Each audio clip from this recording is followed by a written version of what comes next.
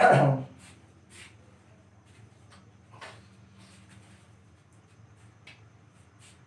Morning everyone. आज हम शुरू करने जा रहे हैं कक्षा 12 का फिजिक्स, क्लास 12 का फिजिक्स।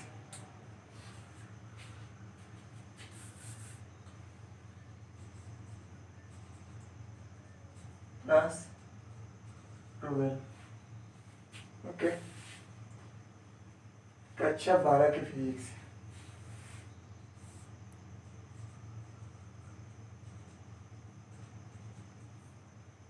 ठीक है, फिजिक्स सेकेंड है। दरअसल ये 10, 12 और 10 दोनों के लिए कंपलसरी है, दोनों में एक ही चैप्टर है। जो चैप्टर है स्टूडेंट वो है लाइट, प्रकाश का परावर्तन। चैप्टर है प्रकाश का परावर्तन, गोलीय दर्पण तथा प्रकाश का अपवर्तन। प्रकाश का परावर्तन,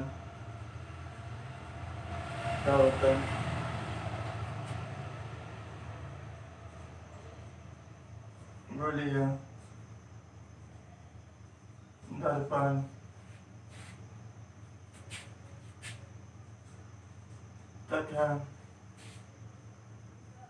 प्रकाश का अपवर्तन। प्रकाश का अपवर्तन। ठीक है सर,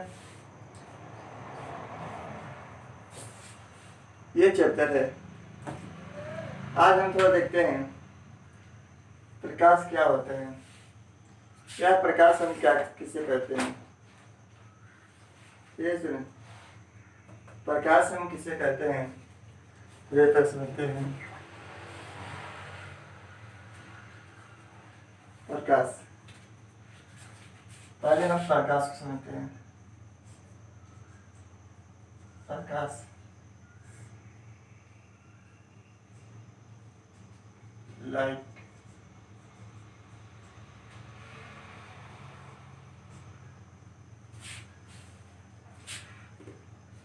ठीक है, प्रकाश यानी कि लाइट।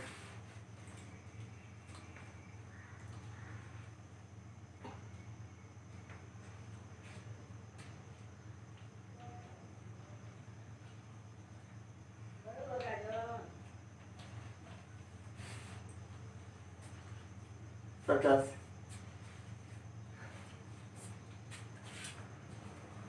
प्रकाश जो है, प्रकाश एक प्रकार की ऊर्जा होती है। प्रकाश एक प्रकार की ऊर्जा है। जो प्रकाश, जब प्रकाश हमारी आंखों की रेटिना पर पड़ता है तो इसके रेटिना पर गिरने से दृष्टि संवेदना उत्पन्न होती है। दृष्टि संवेदना क्या होती है, इसे भी आपको समझा रहे हैं। जब प्रकाश हमारी आंखों की रेटिना पर पड़ता है तो इसके रेटिना पर गिरने से दृष्टि संवेदना उत्पन्न होती है और हमें वस्तु दिखाई देने लगती है। ठीक है, अगर जब तक आप रोशनी में है तो आपको कोई चीजें दिखाई देती है, जैसे ही आप रोशनी से अंधेरे में जाते हैं आपको वस्तु नहीं दिखाई देती है। ठीक है, तो समझ लीजिए, एक बार और फिर से बोलते हैं प्रकाश क्या है। जब प्रकाश हमारी आंखों की रेटिना पर पड़ता है तो इसके रेटिना पर गिरने से दृष्टि संवेदना उत्पन्न होती है। कह सकते हैं कि प्रकाश जो है एक प्रकार की ऊर्जा होती है। ठीक है, प्रकाश एक प्रकार की ऊर्जा होती है। जब प्रकाश हमारी आंखों के रेटिना पर पड़ता है तो इसके रेटिना पर गिरने से दृष्टि संवेदना उत्पन्न होती है और हमें वस्तु दिखाई देता है। आगे हम कहें प्रकाश एक प्रकार की विकिरण ऊर्जा है जिसका उपयोग वस्तुओं को देखने के लिए किया जाता है। ठीक है, प्रकाश जो है एक प्रकार का विकिरण ऊर्जा है। प्रकाश एक प्रकार का विकिरण ऊर्जा होता है जो जिसका उपयोग वस्तु को देखने के लिए किया जाता है। मनुष्य की आंखों द्वारा किया जाता है।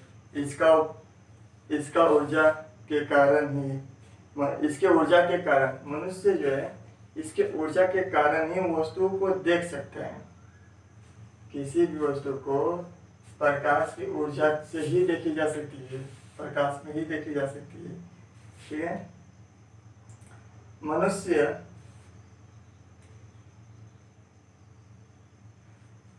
प्रकाश की तरंगदैर्घ्य अगर बात करें तो प्रकाश की तरंगदैर्घ्य जो मनुष्य द्वारा वस्तुओं को देखने के लिए उपयोग होता है, इसका जो मान होता है, ठीक है। तो सुनिए, मनुष्य द्वारा वस्तु को देखने में उपयोग होता है उसका मान 380, ठीक है, 380 नैनो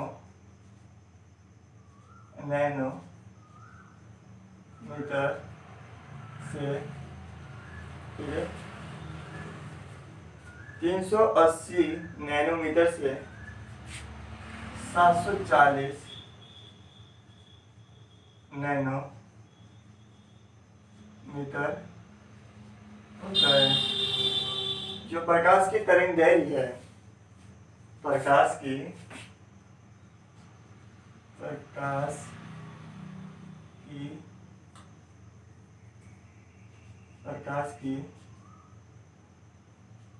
तरंग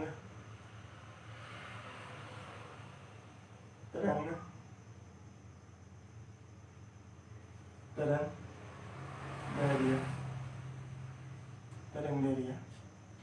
यानी कि जो प्रकाश की तरंगदैर्घ्य है वो 380 नैनोमीटर से 740 नैनोमीटर होता है। ये इतना होता है। मीटर 380 नैनोमीटर से 740 नैनोमीटर रेंज कार्य आती है। इसके रेंज के ही अंदर कार्य होता है। इतना से इतना में रेंज होता है। इस रेंज के अंदर ही आगे जो है हमारे कुछ काम करते हैं। ठीक है। इस रेंज की तरंगदैर्घ्य के प्रकाश से मनुष्य को वस्तु दिखाई देता है। प्रकाश का वेग जो होता है, प्रकाश का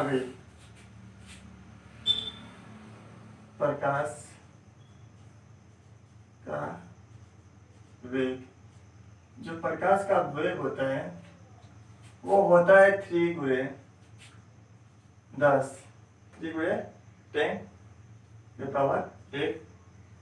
मीटर/सेकेंड। इतना हो सकता है कि कभी कभी 3 × 10⁸ मीटर/सेकेंड होता है। लेकिन कभी कभी यार इसको ऐसे भी लिखा होता है 3 × 10⁻⁴ मीटर x इनवर्स, इस कंडीशन में लिखा होता है। यहाँ पर जो m/s लिखा हुआ है यानी कि मीटर/सेकेंड लिखा हुआ है, जब हम सेकेंड को डिवाइड के रूप से मल्टीपल के रूप में चेंज करते हैं तो ये यहाँ से मतलब ये इस साथ लग जाता है, लेकिन ये -1 में रहते हैं। क्यों? क्योंकि अपने एक कंसेप्ट को चेंज कर रहा है। ठीक है। अगर मान लीजिए कि जापान में है तो इसको अगर हम बदल दें गुणे के रूप में तो ये माइनस हो जाएगा। ठीक है।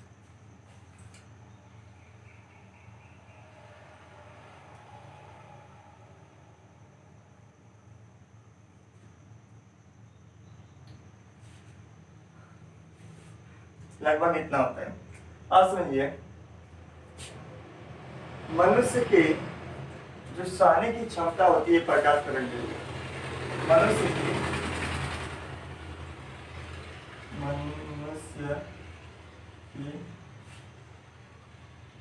सहने की क्षमता, मनुष्य की सहने की जो क्षमता होती है तरंगदैर्घ्य को, वो होता है आपका 380 नैनोमीटर से 740 नैनोमीटर मीटर होता है, ठीक है। मनुष्य जो है 380 से 740 नैनोमीटर तक ही तरंग दैर्घ्य की क्षमता को, मतलब तरंग दैर्घ्य को सह सकता है, ठीक है। अब थोड़ा आते हैं प्रकाश की प्राकृतिक, नेचुरल ऑफ लाइट।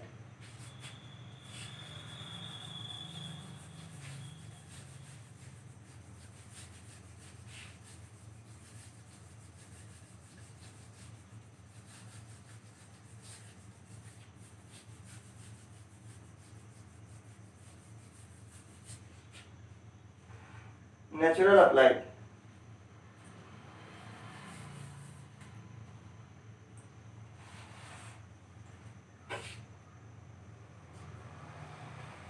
प्रकाश की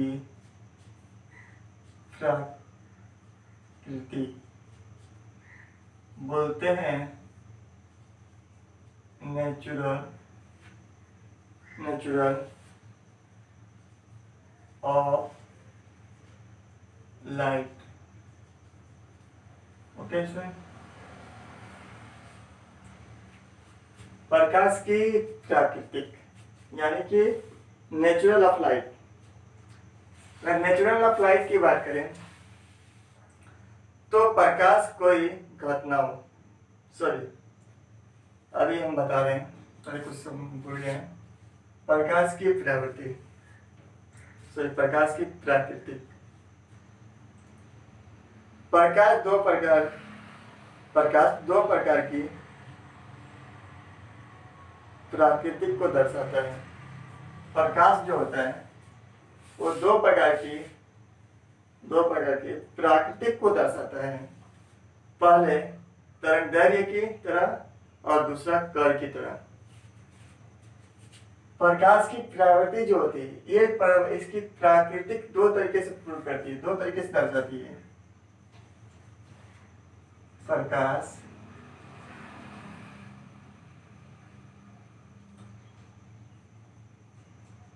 अपने प्राकृति दो प्रकार से दर्शाता है। पहला होता है तरंग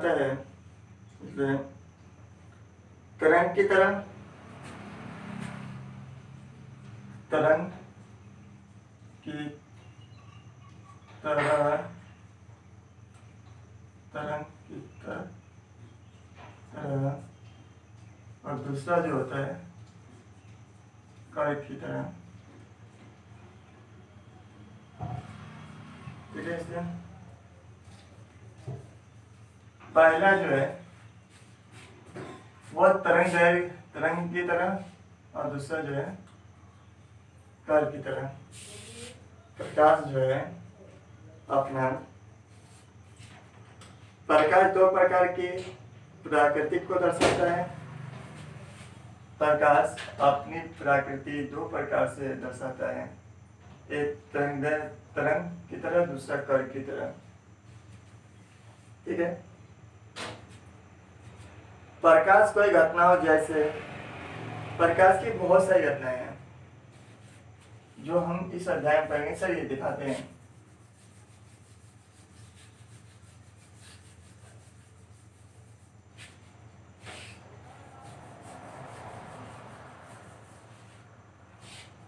प्रकाश की घटनाएं, प्रकाश कोई घटना हो को दर्शाते हैं या बताते हैं। जैसे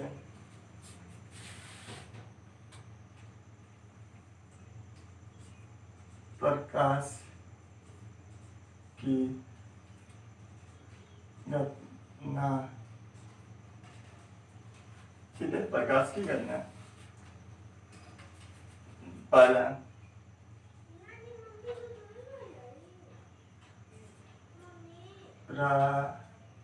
परावर्तन दूसरा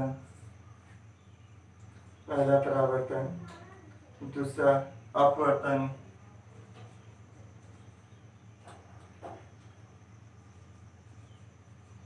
अपवर्तन, तीसरा विवर्तन, विवर्तन, चौथा व्यक्तित्वकरण, व्यक्तित्वकरण,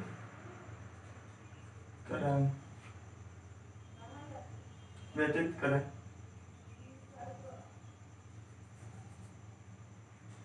व्यक्तित्वकरण, और ये पांचवा ध्रुव, ध्रुव, ध्रुवन इत्यादि, और भी बहुत सारी घटनाएं। अब इन्हीं घटनाओं के बारे में हम विस्तार से जानेंगे। क्या क्या इनकी घटनाएं हैं, परावर्तन क्या होता है, अपवर्तन क्या होता है, विवर्तन क्या होता है, व्यक्तित्वकरण क्या होता है, ध्रुवन क्या होता है। ये सारे इस बुक में क्लास 12 में मिलेंगे। ठीक है,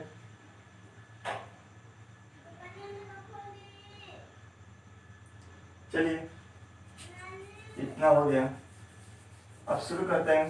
क्या है कुछ, हाँ इसमें और कुछ सबको बता दें प्रकाश के बारे में। प्रकाश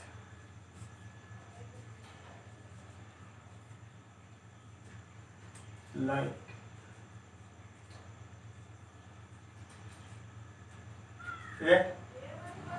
लाइट। सभी घटनाओं की व्याख्या प्रकाश की कई तरंग मानकर ही की जा सकती है।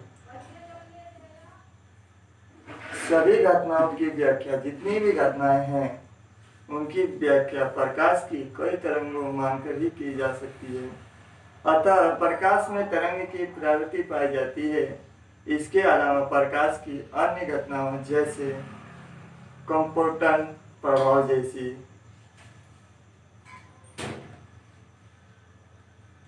हम कह सकते हैं कि प्रकाश द्वि प्राकृतिक का होता है। अगर हम बात करें तो ये भी कह सकते हैं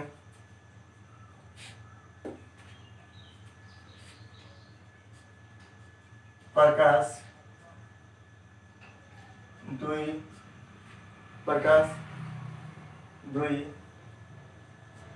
प्राकृतिक का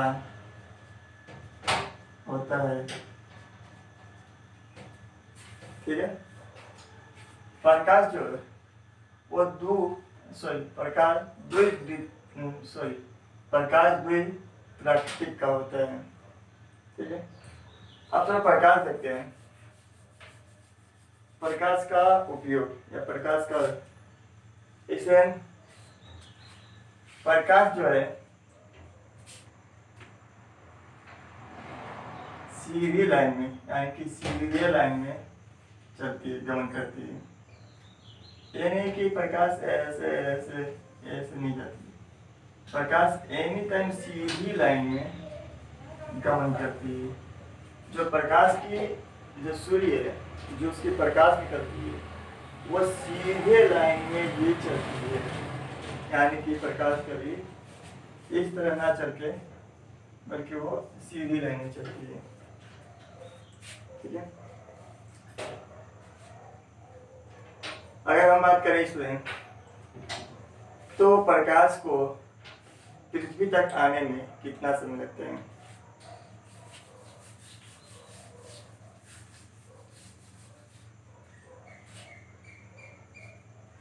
प्रकाश को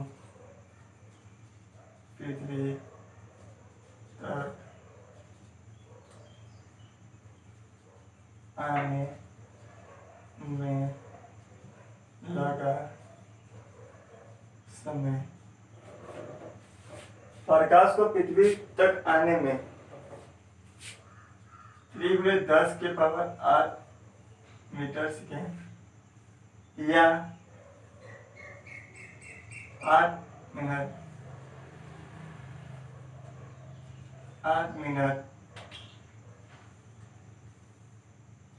में 8 मिनट 20 सेकेंड लगता है, अथवा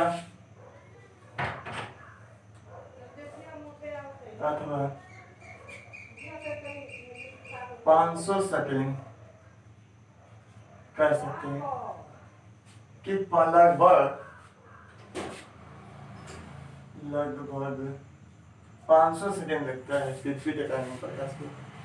आपको और भी बुकों में मिलेंगे जिसमें आपको हो सकता है कुछ और मिले, जैसे 8 मीटर 16.6 सेकेंड ऐसे मिलेंगे। ओके सर, ये हमारा प्रकाश है। प्रकाश के बारे में अगर हम इतना बहुत जाने, प्रकाश क्या होता है, प्रकाश सीधी लाइन में चलती है, ठीक है। एक बार हम रिवाज करते रहे, फिर से बोल रहे हैं कि प्रकाश यह एक प्रकार की ऊर्जा है। यह प्रकाश जो है एक प्रकार की ऊर्जा है। जब प्रकाश हमारी आंखों की रेटिना पर पड़ता है तो इसके रेटिना पर गिरने से दृष्टि संवेदना उत्पन्न होती है और हमें वस्तु दिखाई देने लगता है। प्रकाश एक प्रकार की विकिरण ऊर्जा है जिसका उपयोग वस्तुओं को देखने के लिए किया जाता है। मनुष्य की आंखों द्वारा किया जाता है। इस प्रकाश ऊर्जा के कारण ही मनुष्य वस्तुओं को देख सकते हैं। प्रकाश जो होता है द्विप्राकृतिक का होता है। एक तरंगदैर्घ्य, दूसरा कार्य।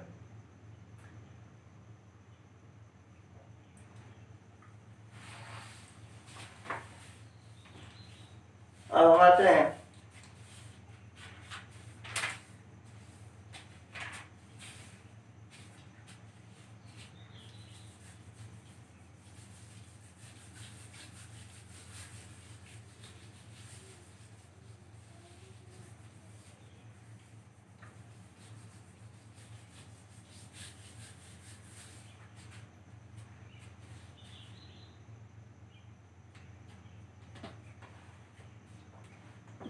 समतल दर्पण से प्रकाश का परावर्तन।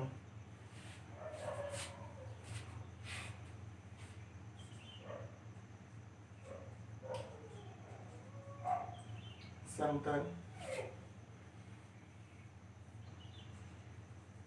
दर्पण से प्रकाश का परावर्तन।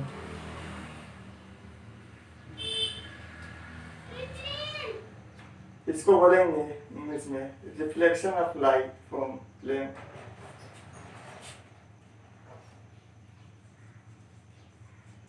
रिफ्लेक्शन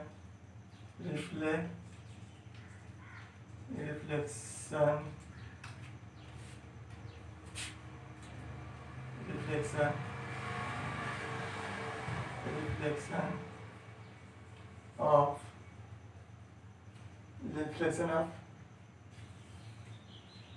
light from lamp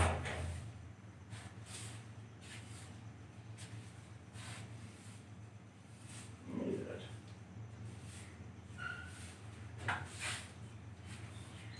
समतल दर्पण से प्रकाश का परावर्तन।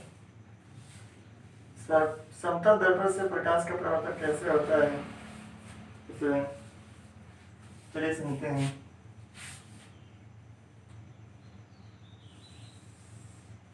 हमारे पास एक समतल दर्पण है, ठीक है। इस पर हम अप्लाई किए हैं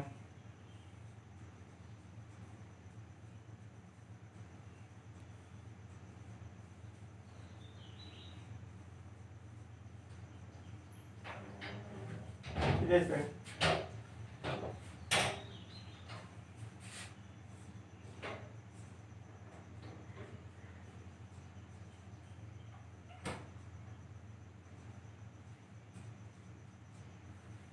ठीक है, ये जो नीचे दिखाई दे रहा है एक समतल दर्पण है, इस पर हम ट्राई किए हैं।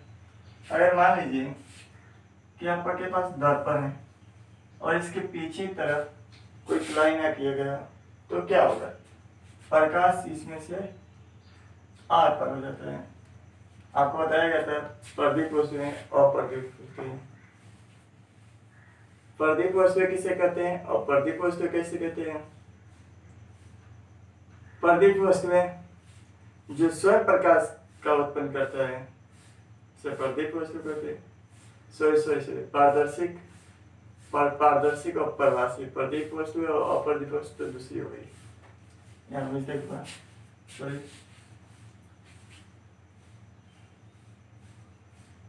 ठीक है, इसको हम बाद में समझ लेंगे। पहले लिखते हैं समतल दर्पण से प्रकाश का परावर्तन। यहाँ मान लीजिए सूर्य है,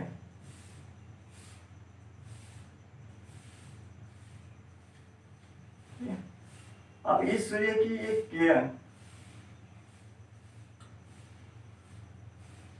इस सूर्य की एक किरण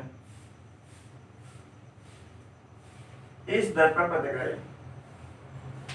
इस दर्पण से टकराने के बाद वो कहीं ना कहीं क्या करेगा, रिफ्लेक्शन करेगा। हमने बताया था कि प्रकाश हमेशा सीधी रेखा में चलती है। इसमें मानिए कि प्रकाश किरण सीधा ऐसे चल रही है तो ये सीधा ऐसे ही निकल जाएगी।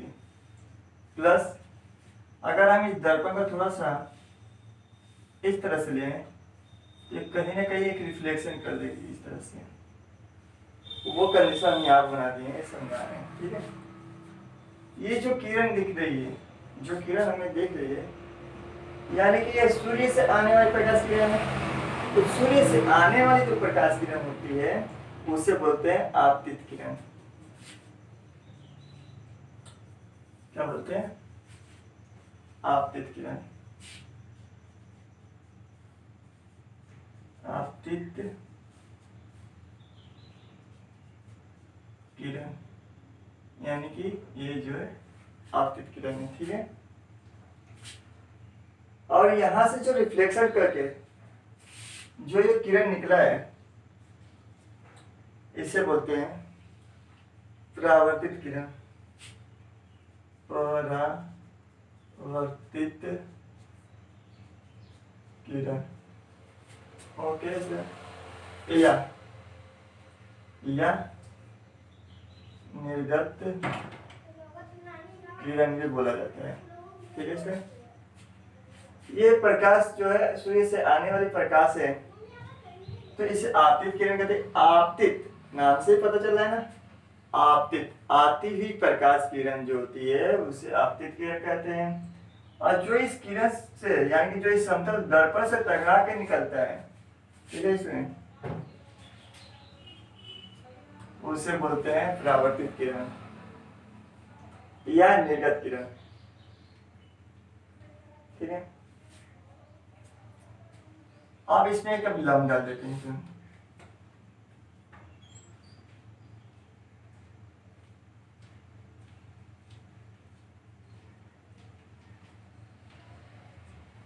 ठीक है, ये जो है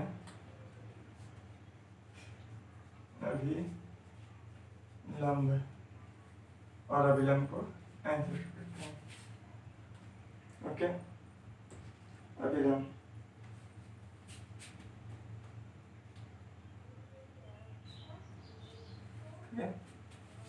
ये अभिलंब हो गया। आपतित किरण इसे आई से मान लेते हैं, दर्शाते हैं। परावर्तित किरण इसे आर से मान लेते हैं, दर्शाते हैं। ठीक है, अब सुनिए, आपतित किरण और परावर्तित किरण तो समतल दर्पण से प्रकाश का परावर्तन की जो परिभाषा होगी, जो डिफिनेशन होगा, ये कुछ इस तरह से होगा। जब कोई प्रकाश किरण किसी चिकने तल से टकराकर वापस उसी दिशा में लौट जाए तो इस घटना को बोलते हैं प्रकाश का परावर्तन। क्या बोलते हैं इसे? प्रकाश का परावर्तन। जब कोई प्रकाश किसी चिकने तल से टकराकर वापस उसी दिशा में लौट जाए तो उसे बोलते हैं प्रकाश का परावर्तन।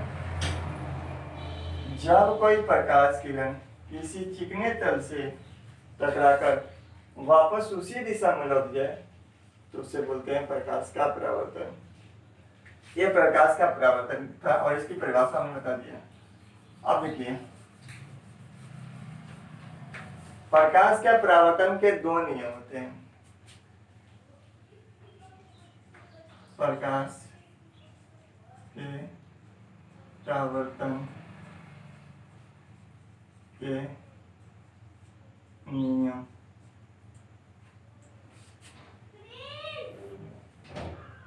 Reflection of light from.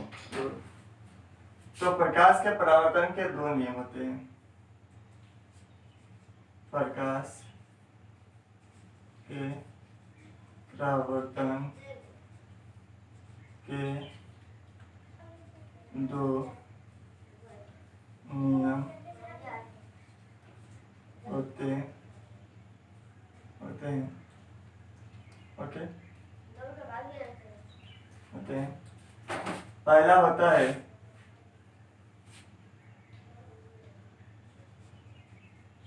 आपतन।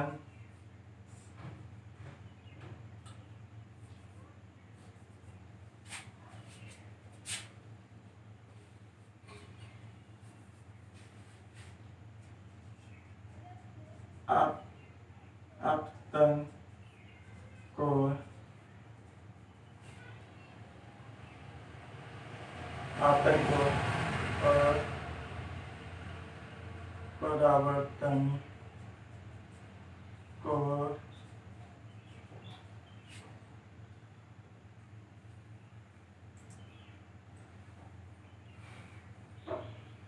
आपतन कोण परावर्तन कोण सदैव बराबर होते हैं। आपतन कोण परावर्तन कोण सदैव बराबर होते हैं, इक्वल होते हैं। यानी कि आपतन कोण आई इक्वल परावर्तन कोण आर, ये दोनों हमेशा एक दूसरे के बराबर होते हैं। ठीक है, आपतन कोण और परावर्तन कोण सदैव एक दूसरे के बराबर होते हैं, यानी कि कोण आई बराबर कोण आर होता है।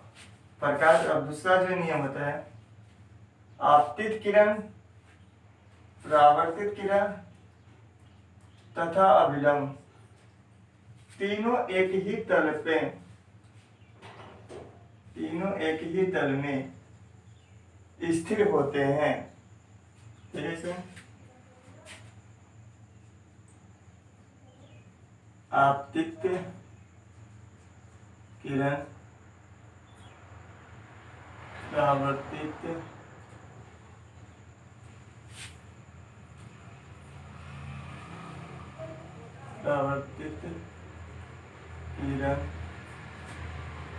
तथा अभिलंब तीनों एक ही बिंदु में स्थिर होते हैं। एक बार प्रकाश का परावर्तन का फिर हम डिफरेंस बता रहे हैं, आपको समझेगा। प्रकाश के परावर्तन का डिफरेंस, जब कोई प्रकाश किरण किसी चिकने तल से टकराकर वापस उसी दिशा में लौट जाए तो इस घटना को बोलते हैं प्रकाश का परावर्तन। और समझिए कैसे कि आपतित किरण, ये आपतित किरण अभिलंब, इस किरण और ये इस किरण के बीच में जो बना एंगल होता है, इस किरण को बोलते हैं आपतन कोण। क्या बोलते हैं? आपतन कोण। और अभिलंब और परावर्तित किरण के बीच में जो बना ये एंगल है, इसे बोलते हैं परावर्तित किरण, सॉरी परावर्तन। क्या? परावर्तन। यानी कि आपतित किरण अभिलंब के बीच में जो बना कोण है, इस कोण को आई बोलते हैं, यानी कि आपतन कोण बोलते हैं। और अभिलंब और परावर्तित किरण के बीच जो एंगल बना है उसे बोलते हैं परावर्तित किरण। लेते हैं आपतन कोण, परावर्तन कोण। ओके,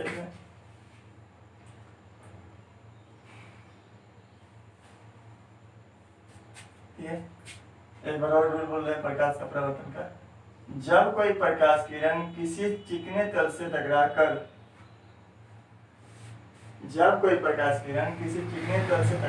वापस उसी दिशा में लौट जाती है तो उसे बोलते हैं प्रकाश का परावर्तन। प्रकाश के परावर्तन के दो नियम होते हैं। आपतन कोण सदैव परावर्तन कोण के बराबर होगा। आपतित किरण, परावर्तित किरण तथा अभिलंब तीनों एक ही तरह में स्थिर होंगे। और इसमें ये आपतन कोण और परावर्तन कोण के बीच में ये अभिलंब का कार्य क्या होता है? अभिलंब का कार्य क्या होता है कि जो आपतित किरण और परावर्तित किरण हो रहा है, यानी कि जब किरण आती हुई प्रतीत हो या कहीं वो रिफ्लेक्शन कर दे रहा है, तो इसके बीच में जब एक अभिलंब डालते हैं, जब एक अभिलंब डाल दिया जाता है, इससे ये पता चलता है कि आपतन कोण परावर्तन कोण के बराबर होते हैं। लेकिन प्रकाश के अपवर्तन में बिल्कुल इसके उल्टा होते हैं। कैसे होता है, क्या होता है, उसको अगले अध्याय में हम समझेंगे। समझिए, आपतित किरण और परावर्तित किरण के बीच में ये अभिलंब क्यों डाला गया है? क्योंकि ये आपतन कोण और परावर्तन कोण को दो हिस्सों में बांट देते हैं। ये प्रैक्टिकल जब हम कराएंगे तो हम आपको दिखा दें, हमारे पास सवाल है।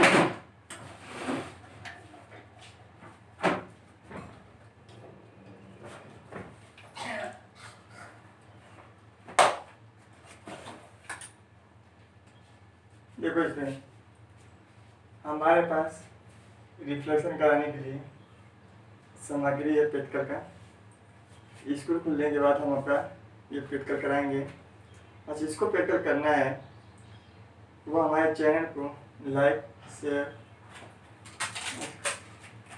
कमेंट कर दें। शेयर करना ना भूलें ताकि ऐसी वीडियो बनाए और आपको अच्छी तरह से प्रैक्टिकल करा सकें। सुना, अभी नए वीडियो बना रहे हैं, कोई प्रॉब्लम हो रही है तो आप हमें बताइएगा ताकि हम इसको और सुधार सकें। तो कैसे अब तक के लिए सीख इतना, अगला चैप्टर बाद में